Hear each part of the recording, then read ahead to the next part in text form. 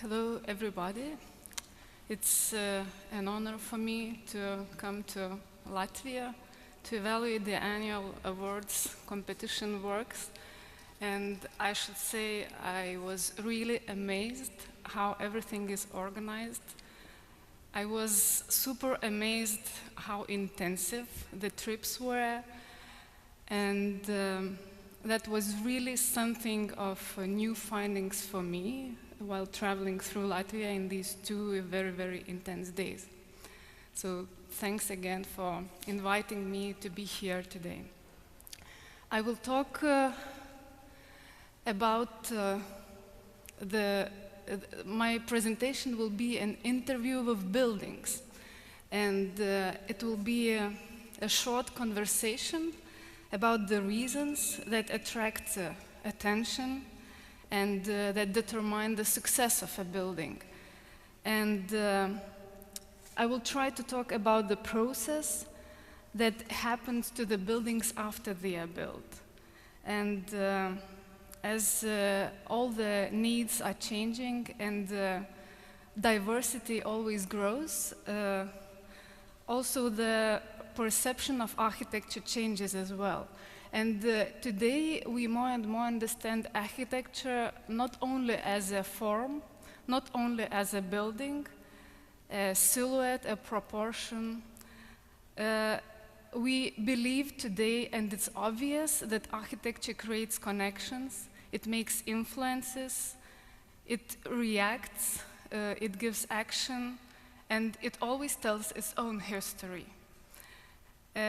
So today, in my lecture, there will be an interview with the buildings from our Do Architecture studio and with other buildings that mean quite a lot for all our creative work of the studio.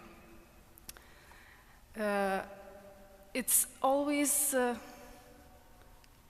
the dilemma of a creator to create or not to create. And we as architects always try to fulfill our ambitions, and we want to build as beautiful as possible, as new as we can, as modern, as contemporary, and to introduce all our very big and bright ideas into something that describes us as architects. And today, we already started to question ourselves. Do we really need to create way more buildings? Do we really need to create way more volumes? Or maybe we can look at everything that exists and really rethink how we could use that and how we could find new qualities in everything that is present around us. In 2010, in Venice Biennale, there was a Dutch pavilion that is based in a famous Dutch architect Gerrit Rietveld pavilion that was built in some 1950s. And this whole exposition in Venice Biennale was talking about how many years that building that is an exposition pavilion was kept open. And they calculated that the building was built like 60 years ago almost, and the Biennale is happening every 2 years, and that means that out of 60 years, they used the building only 3 years. The rest of the time, the building was empty. And that was kind of one statement of this exhibition. The other statement was that they calculated all the buildings that are owned by government in Holland and that are vacant at this moment. And they made a research, you can see the models of these buildings, and they made a research that that they do not need to build in Holland anymore if they will occupy all the existent vacant buildings. And you know, that pavilion, it gave some new understanding for me, and I got very new thoughts about how we could maybe approach architecture in all our new ways. And another very interesting example from Holland, again, is a squatting system they had until 2010, probably. I believe most of you know that in Holland, it used to be that if the building is empty for 1 year, the new inhabitant can come and prove that the building is vacant for 1 year and they can start to live there. They have to prove to the police that they live there. That means that it has to be a chair, a bed, and a lock that they have the key and they can open. So I think it was a very smart system, because that really allows you to inhabit the places you have in the city, and that allows you really to use that in a very nice way. Also, when we talk about how we use the buildings, there's also another very nice approach of Gordon Matta Clark, that used to be an artist in some 70s. And this is the site of the Pompidou Center in Paris. And where you see that hall, it's a place with two old 16th century buildings that was decided that they will be demolished when the new Pompidou Center will appear at the site. And in 1975, in Paris Biennale, Gordon Matta Clark made a statement that before we demolish these buildings, I will use them again. And he used them as a kind of declaration that you can attach new qualities and new viewpoints into the building while you cut the holes. And his aim was like perfectly to cut the very round holes in the building. When you appear at certain floors, you start to find new qualities of that old building with the views to the city that never existed before. So before the demolition, Gordon Matta Clark gives totally new qualities to the building. And also from the same artist, another very nice example, that's a house in Detroit.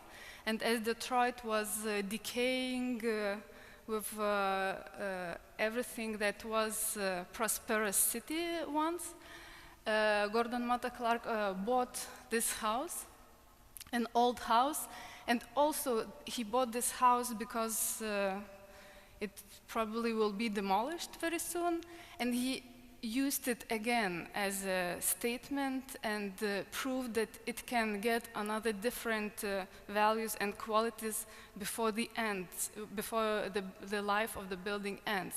And he cut the building in 2 pieces, and he really wanted to have a split. So he took even some stones in one corner that the split gets more kind of active.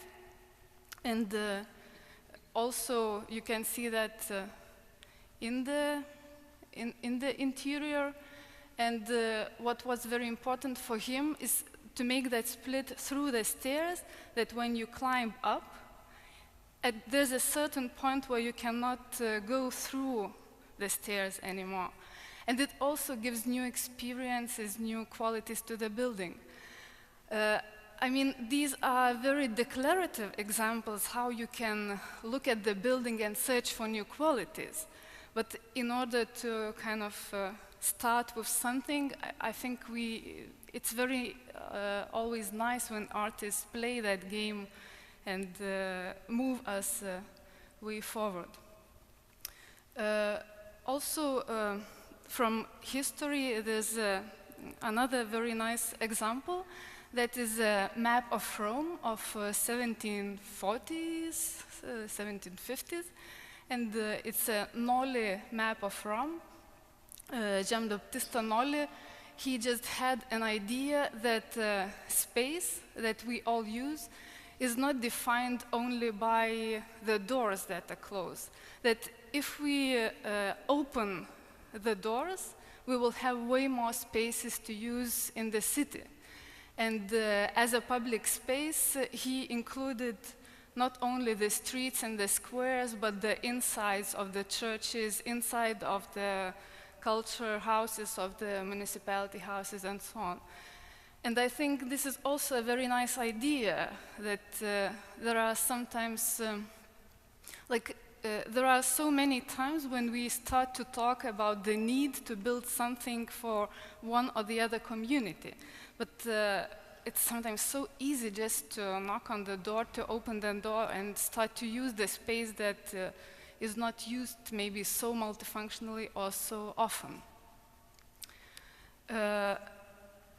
This is an example of Vilnius.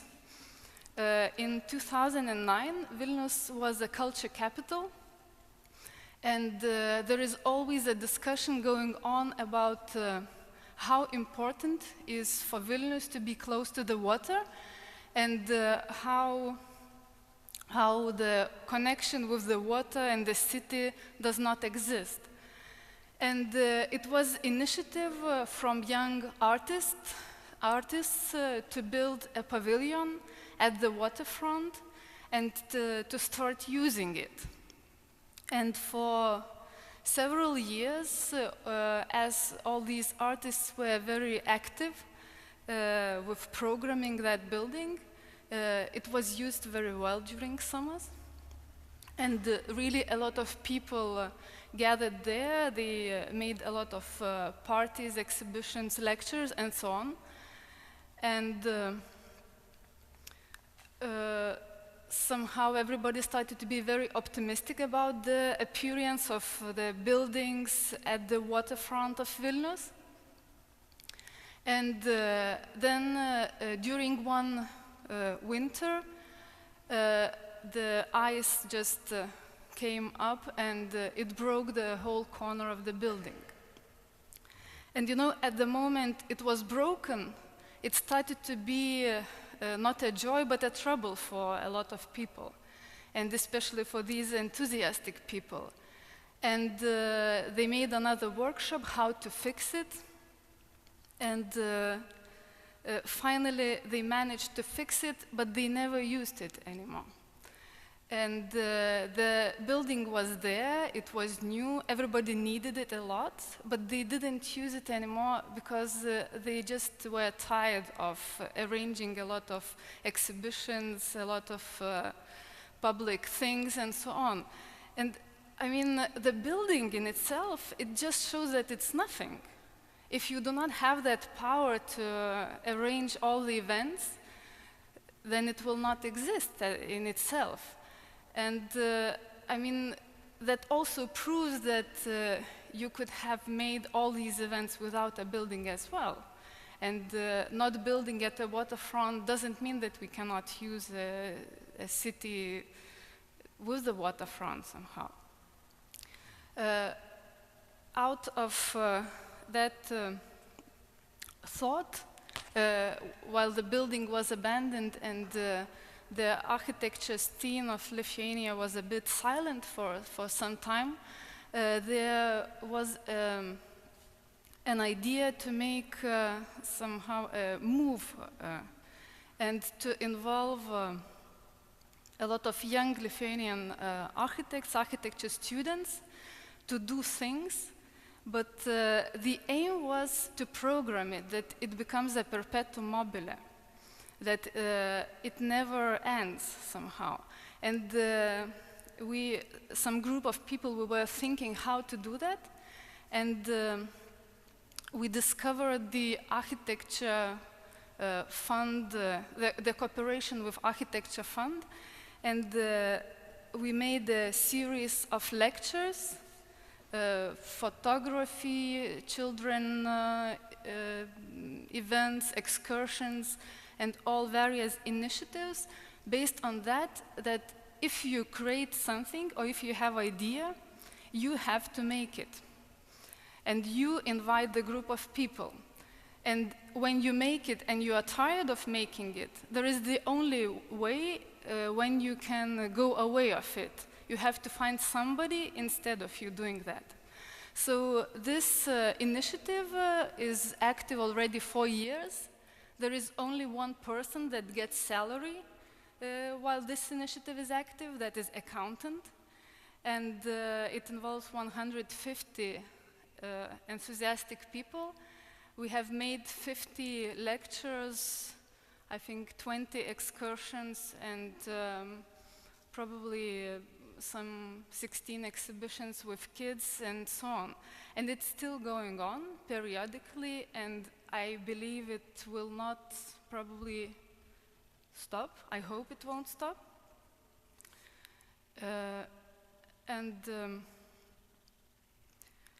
Now I will switch a bit to the architecture back again. This is a house of a friend of mine who had this house for several years. He lived there with his family, and they really didn't have a lot of money, but the children grew bigger. They became teenagers, and that friend of mine, he came to me and said, you know, I have a house and it's too small for our family. We have to do something with that. Maybe you could think of something smart and not very expensive extension we could make for this house. During the years, they managed to change the windows, and that was the kind of only thing they could do. And when we started to think, we just looked at the whole spatial configuration. The house was 150 square meters. And we discovered that the house is not too small for them, but it's too big for them. And we just made the plans and discovered that if you take everything out, you rearrange the spaces, you point the viewpoints at the right direction, the house will be bigger. As it was a pro bono project, we presented it to our friend and said, look, it will be way better and so on. Without this part where you keep a crap, you just get rid of that crap. Without this room where you keep old clothes and so on, you just get rid out of these clothes. And it was a disaster, actually. His wife didn't want to talk with us, and she said, come on, we have a property that is valuable today, and if you calculate your property price per square meter, you propose us to invest money and to make it smaller. Because after reconstruction, we calculated that it will be 100 square meters. It's now 150 and it's 100. So he said, no, I just can sell it immediately and I will buy 100 square meters for the same price somewhere else, but a new house. But after 1 month, he called and he said, you know, I was thinking a lot about that. Okay, let's do it. But if it will not succeed, it will be your fault. And then I started to freak out because, yeah, you know, you have all these nice ideas, and when the client says to you like that, you start to be very responsible for that. And actually, we kind of made that in a very simple way. We just took out everything that was not needed and made the doors with glass, and even didn't change the windows, the places of the windows that existed. And you can still see the same big window that they managed to change several years ago. And the house really became bigger. They really got rid out of all the unused spaces. And their daughters had way bigger rooms. They had way bigger sleeping room. And even still today, they don't understand how it happened. They just really had a house of 150 square meters that was smaller in numbers. And this is also a principle how we work in our office.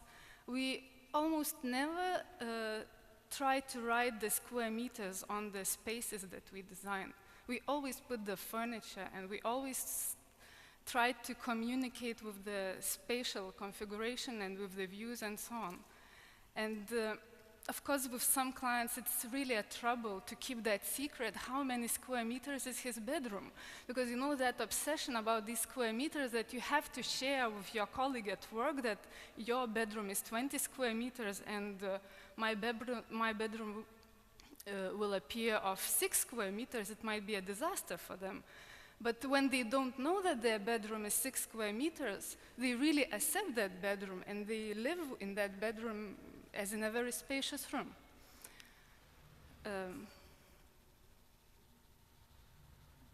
Yeah, this is the same house.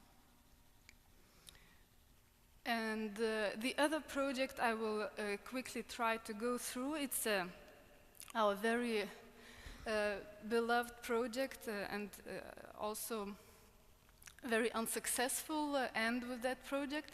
It was a modern art center competition several years ago, and it was 2 phases competition. And you know, when you get into the second phase, you really want to show your best. And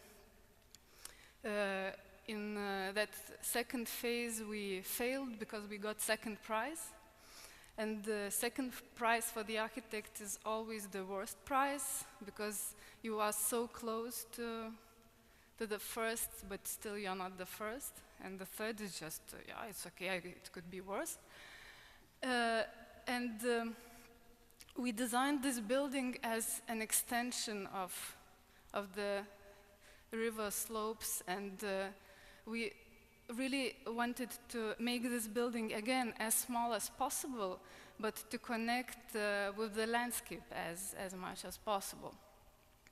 And this building has a big courtyard that in program had to be an inside place, but we just said, okay, we make as small as possible the inside space, but just try to use it as a landscape object and incorporate it.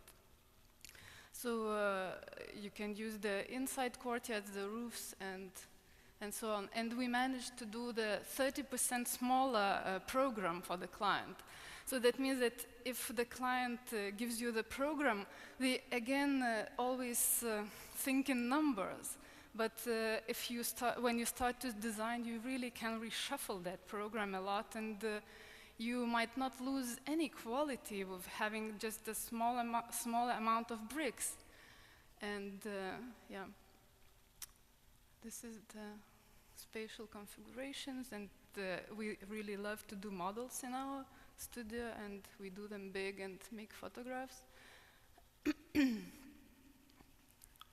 And this is another house, a private house, and it's in an area that is called Pasakiškės. Pasakiškės, if you translate in English, it's a fairy tale, and it's an area with a lot of birch trees. And also the client wanted to live with these birch trees, and we really started to cut as few of these trees as possible in order to incorporate the whole house into the landscape. But I will just quickly go through it. And I will maybe finish with our biggest project. It's Zeller Project. We had an opportunity to design a master plan at the coast of the Curonian Lagoon. As you see here, it used to be 24 big buildings of duck farm, and with contaminated ponds where ducks were living their life and doing all various things there. So we designed a master plan in 2006, and we went through a lot of approval procedures. And when the master plan was approved and finished, the crisis came, and it stopped for nobody knows how long. And during that crisis, we also designed the Harbour Building, the main Harbour Building, because there appeared a light somewhere that we might get European funding for the Harbour Building, and everybody understands that if the Harbour Building appears here, the whole area could develop nicely. So we also wanted to include into the Harbour Building as much as possible program. So we designed storage houses for the salesmen that could be also a hotel type kind of living units for them when they come to that area. Also the boat storage in summertime it could be transformed to the stage and party place as a big space, as the boats are not using it in summertime anymore. But we got the building permit for this building, it was approved, but we didn't get the European money. And again, this building stopped. So after really putting a lot of heart into this area, and nothing was happening. And nothing was happening in terms of construction, but there was a strong community of kite surfers that used this site.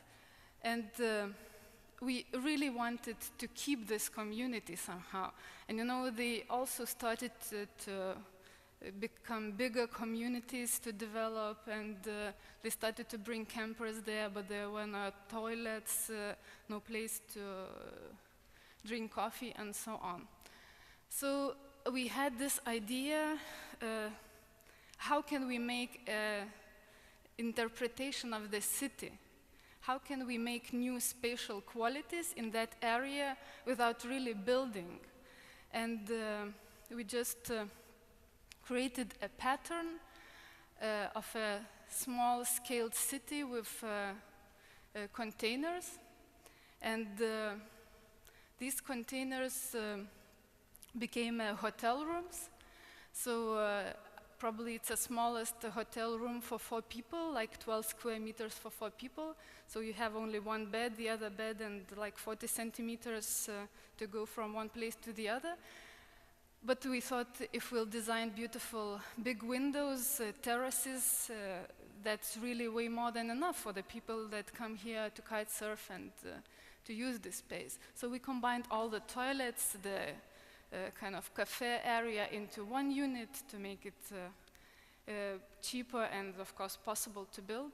We placed some containers on top, and from that idea to realization, I think it took some 2 months, and they realized it. So this was the probably fastest project that we succeeded to build.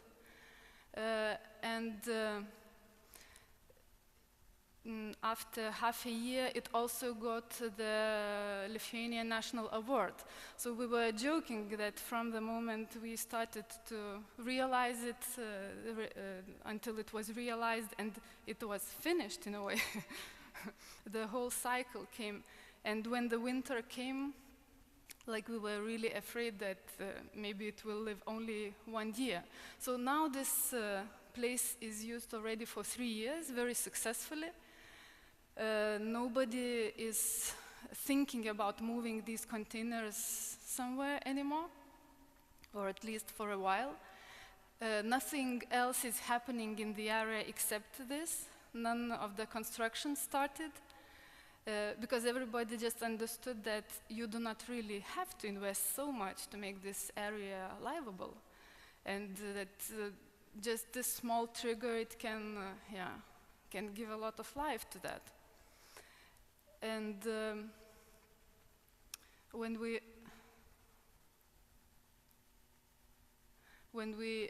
built it, there was one night when we, as architects, were resting there and sleeping there, and the skylights started to go around in that area.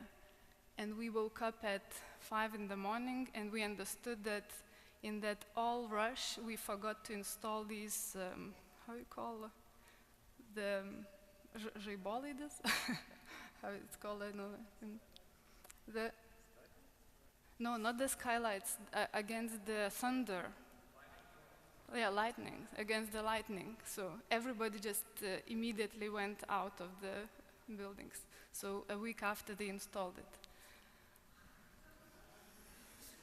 It could have been a disaster, actually. Yeah. And this is the last image that I really love a lot, and that represents the thinking of our office and probably of me as an architect. This is a photo that I took in Philippines, and this is the area where kids are playing football before the flood is coming. And you already see that the flood is coming, and there are fishermen that already are using the boat, and in few minutes the whole area will be flooded, and these same kids will just leave their ball somewhere, and they will start to pick these creatures from the sea in order to go to the market and to sell it. So this, in a very, very simple way, illustrates how multifunctional this space could be. And I mean, they could have thought about big football field, but they just have what they have, and they use it in different times and very, very successfully. Thank you. Thank you, Andra, for the presentation.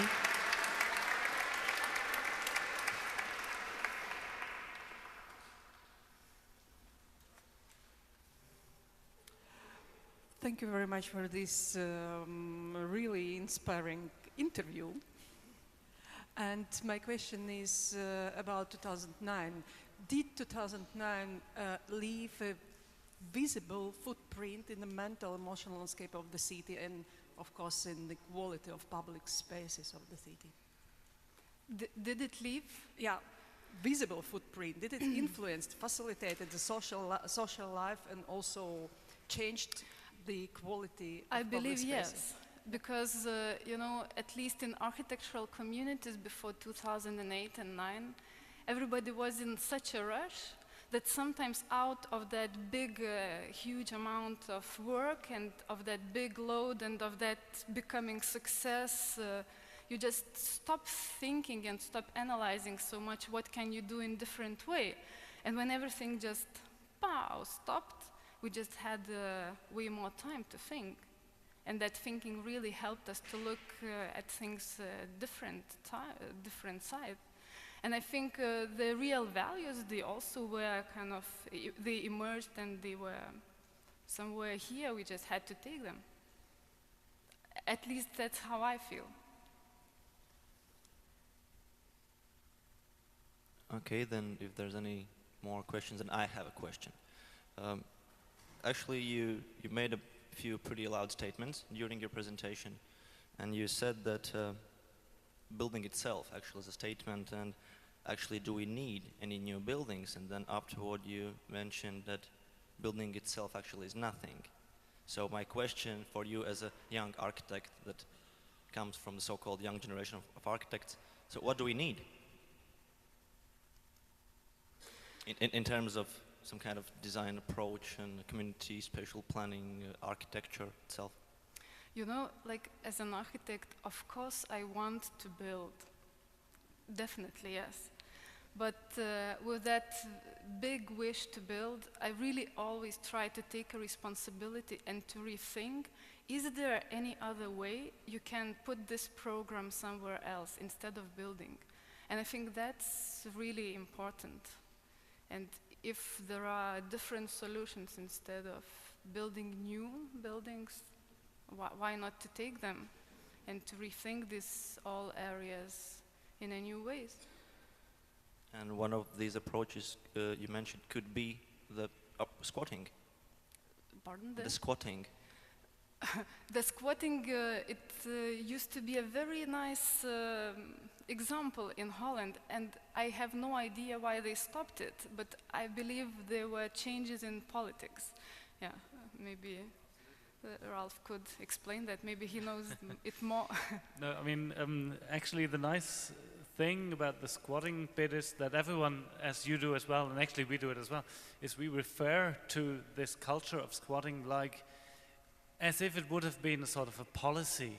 You know, there's a rule book how to squat a building, and actually there are rule books about how to squat a building, but it's a funny thing that this is sort of, it's the most obscure action you can take in urban life, no? That you actually formalize the most informal part, the most informal action there is, you could possibly think of.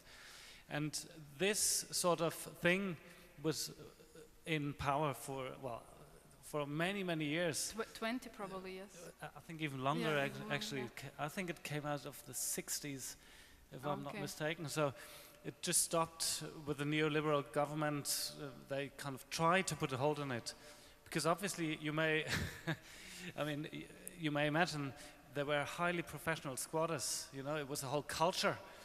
And then they would kind of pass on the building to students or other people who just came new in the city and didn't have a chance to get a flat. So this was a whole, not a commercial market, but there was a sort of a marketplace as well, which had a sort of self-regulating system. Yeah, it's And like a very basic, like animal-based system where you just, and the where part it's possible to live, you go and live. Absolutely, yeah. And the part that's really appealing about it is that you actually put a lot of responsibility on the owners, right? Because you say, if you don't take care of your property, it's got to be collective good again. So, you know, it was sort of a pressure instrument. In that way, you also control the owners that do not take care of their buildings. Yeah, it's like with kids, if you don't take care of them. Okay, thank you both. Yeah, thank you.